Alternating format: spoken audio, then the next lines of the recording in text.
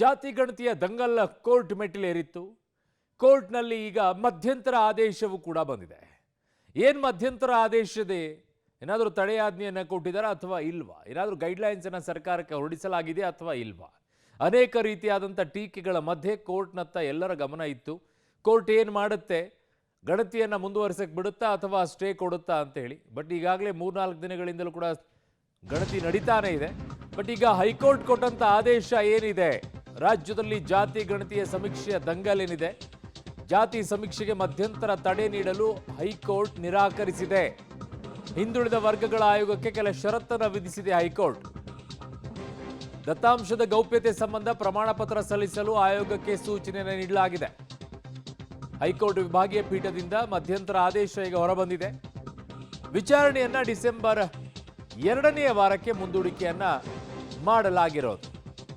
ರಾಜ್ಯದಲ್ಲಿ ಜಾತಿ ಗಣತಿಯ ದಂಗಲ್ ಏನು ಜೋರಾಗಿ ನಡೀತಾ ಇತ್ತು, ಈ ವಿಚಾರದಲ್ಲಿ ಇದಕ್ಕೆ ಮಧ್ಯಂತರ ತಡೆ ನೀಡಬೇಕು ಅಂತ ಹೇಳಿ ಹೈಕೋರ್ಟ್ ಮೆಟ್ಟಿಲೇರಿದ್ರು. ಬಟ್ ಈಗ ಹೈಕೋರ್ಟ್ ಹೇಳಿದೆ ಮಧ್ಯಂತರ ತಡೆಯನ್ನ ಕೊಟ್ಟಿಲ್ಲ, ಅದರ ಬದಲಾಗಿ ಒಂದಿಷ್ಟು ಷರತ್ತುಗಳನ್ನು ವಿಧಿಸಿದೆ.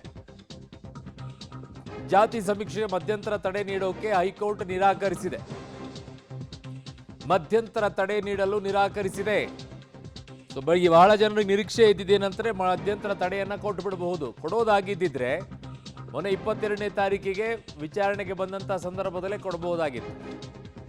ಹಾಗಾಗಿ ಆಗಲಿಲ್ಲ. ಜನರು ಸ್ವಯಂ ಪ್ರೇರಣೆಯಿಂದ ಮಾಹಿತಿ ನೀಡಿದರಷ್ಟೇ ಪಡೆಯಬೇಕು, ಯಾವ ಒತ್ತಾಯವೂ ಕೂಡ ಇಲ್ಲ ಇದರಲ್ಲಿ ಅಂತ ಹೇಳಿದ್ದಾರೆ. ಜನರು ಸ್ವಯಂ ಪ್ರೇರಣೆಯಿಂದ ಮಾಹಿತಿ ನೀಡಿದರಷ್ಟೇ ಪಡೆಯಬೇಕು. ಈ ನಂಬರ್ ಇದೆಯಲ್ಲ OTP ಆಧಾರದ, ಅದೇ ಇಲ್ಲಿ ಸಮಸ್ಯೆ ಇರೋದು. ಈ ಬಗ್ಗೆ ಸಾರ್ವಜನಿಕರಿಗೆ ಅರಿವು ಮೂಡಿಸಬೇಕು ಅಂತಿದ್ದಾರೆ. ಇನ್ಯಾರೋ ಈ ಜಾತಿ ಗಣತಿಯ ಹೆಸರಿನಲ್ಲಿ ಹೋಗ್ಬಿಟ್ಟು ಇನ್ಯಾವುದೋ OTPಯನ್ನ ಪಡ್ಕೊಂಡು ಏನಾದರೂ ಹೆಚ್ಚು ಕಡಿಮೆ ಆದರೆ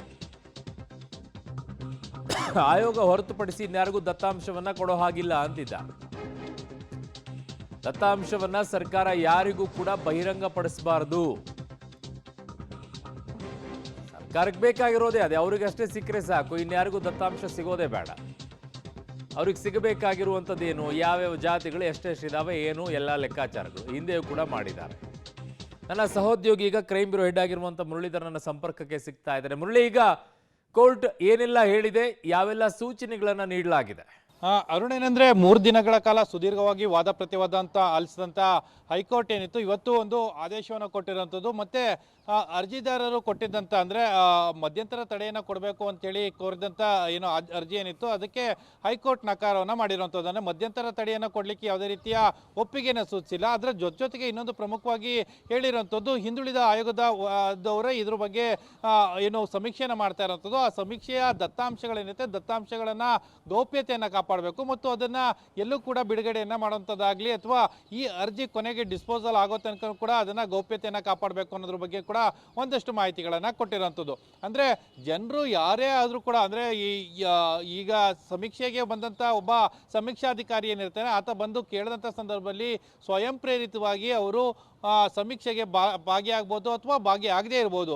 ಅಂಥವ್ರನ್ನ ಒತ್ತಾಯ ಮಾಡುವಂಥದ್ದು ಅಥವಾ ನೀವು ಸಮೀಕ್ಷೆಗೆ ಭಾಗಿಯಾಗಬೇಕು ಅಂತ ಹೇಳುವಂಥದ್ದು ಆ ರೀತಿ ಮಾಡಲಿಕ್ಕೆ ಅವಕಾಶಗಳಿಲ್ಲ. ಅದು ಜನರ ಸ್ವಇಚ್ಛೆ ಅನ್ನೋದ್ರ ಬಗ್ಗೆಯೂ ಕೂಡ ಹೈಕೋರ್ಟ್ ಒಂದು ನಿರ್ದೇಶನವನ್ನು ಕೊಟ್ಟಿರುವಂಥದ್ದು. ಮತ್ತು ಹಿಂದುಳಿದ ವರ್ಗದ ಆಯೋಗದವರಿಗೆ ಒಂದು ಸೂಚನೆಯನ್ನು ಕೊಟ್ಟಿದೆ. ಒಂದು ಅಫಿಡವಿಟನ್ನು ಪ್ರಮಾಣ ಪತ್ರವನ್ನು ಹೈಕೋರ್ಟ್ಗೆ ಸಲ್ಲಿಕೆಯನ್ನು ಮಾಡಬೇಕು. ಹೈಕೋರ್ಟ್ಗೆ ಸಲ್ಲಿಕೆ ಮಾಡೋದು ಏನಂದರೆ ಎಷ್ಟು ಮಟ್ಟಿಗೆ ಗೌಪ್ಯತೆಯನ್ನು ಇದರ ಬಗ್ಗೆ ಕಾಪಾಡ್ತೀರಾ ಅನ್ನೋದ್ರ ಬಗ್ಗೆ ಒಂದು ಸ್ಪಷ್ಟನೆಯನ್ನು ಕೊಡಬೇಕು ಮತ್ತು ಪ್ರಮಾಣ ಪತ್ರವನ್ನು ಹೈಕೋರ್ಟ್ಗೆ ಸಲ್ಲಿಕೆ ಮಾಡಬೇಕು ಅಂತೇಳಿ ಹೇಳಿರುವಂಥದ್ದು. ಡಿಸೆಂಬರ್ 2ನೇ ವಾರಕ್ಕೆ ಅರ್ಜಿ ವಿಚಾರಣೆಯನ್ನು ಮುಂದೂಡಿಕೆ ಮಾಡಿದೆ. ಅಂದರೆ ಅಕ್ಟೋಬರ್ 6ನೇ ತಾರೀಕಿನ ತನಕ ಈ ಸಮೀಕ್ಷೆ ನಡೀತಾ ಇದೆ. ಅಕ್ಟೋಬರ್ 6ನೇ ತಾರೀಕು ಆದ ನಂತರ ಆ ದತ್ತಾಂಶಗಳೇನಿದೆ ಆ ದತ್ತಾಂಶಗಳು ಎಲ್ಲೂ ಕೂಡ ಹೊರಗಡೆ ಬರದೇ ಇರುವಂಥದ್ದು, ಲೀಕ್ ಆಗದೆ ಇರುವಂಥದ್ದು ಸರ್ಕಾರದ ಮಟ್ಟದಲ್ಲಿ ಇರಬೇಕು ಅಥವಾ ಹಿಂದುಳಿದ ಆಯೋಗದಲ್ಲೇ ಇರಬೇಕು ಅನ್ನೋದ್ರ ಬಗ್ಗೆ ಒಂದು ಹೈಕೋರ್ಟ್ ನಿರ್ದೇಶನವನ್ನು ಕೊಟ್ಟಿದೆ. ಈ ಮೂಲಕ ಈ ಸಮೀಕ್ಷೆಗೆ ಯಾವುದೇ ರೀತಿಯ ಅಡ್ಡಿ ಆತಂಕಗಳು ಇಲ್ಲ.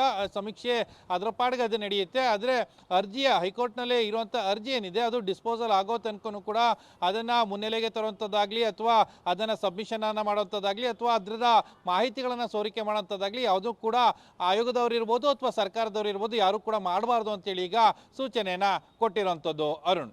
ಓಕೆ ಮುರಳೀಧರ್, ನಿಮ್ಮೆಲ್ಲ ಮಾಹಿತಿಗೆ ಧನ್ಯವಾದಗಳು. ರಾಜ್ಯದಲ್ಲಿ ಜಾತಿ ಗಣತಿ ಸಮೀಕ್ಷೆಯ ದಂಗಲ್ಗೆ ಕೋರ್ಟ್ನಿಂದಲೂ ಕೂಡ ಕಾನೂನಾತ್ಮಕವಾಗಿ ಯಾವುದೇ ಸದ್ಯಕ್ಕೆ ಬ್ರೇಕ್ ಬಿದ್ದಿಲ್ಲ. ಆದರೆ ಒಂದಿಷ್ಟು ನಿಯಮಗಳನ್ನು, ಷರತ್ತುಗಳನ್ನು ಹಾಕಿದ್ದಾರೆ, ಅವುಗಳನ್ನು ಪಾಲನೆ ಮಾಡಬೇಕಾಗಿದೆ ಅಷ್ಟೇ, ಇನ್ನೇನೂ ಇಲ್ಲ. ಅವ್ರ ಪಾಡಿಗೆ ನಡೀತಾ ಇರುತ್ತೆ.